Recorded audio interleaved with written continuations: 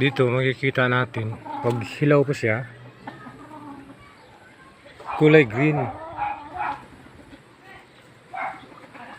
Ayan, green na green. Ayan o. Kulay green.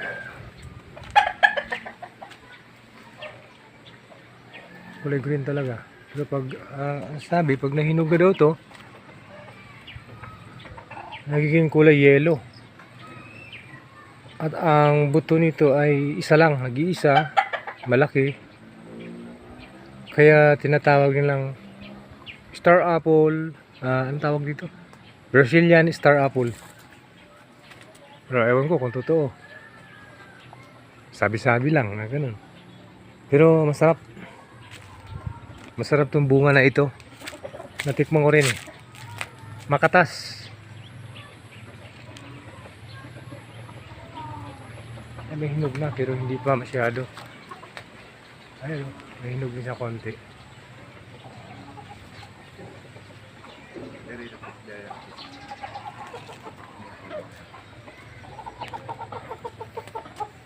Yan yung bunga niya, dami oh. Parang bayabas lang. Pero pag lumaki yan, sinlaki ng kamao, kulay dilaw.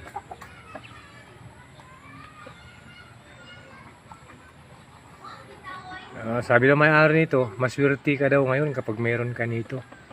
Dahil lang 1 kilo daw nito ay 250. Yung meron kang mga 100 kilo, di ba? Laki na. Bibenta mo sa palengke.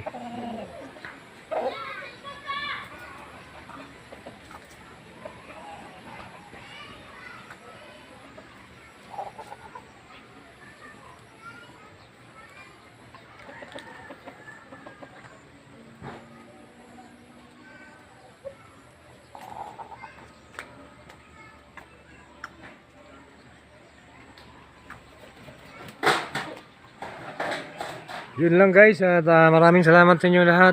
At shout out nga pala doon kay GT Moon TV at sa inyo lahat. Maraming salamat.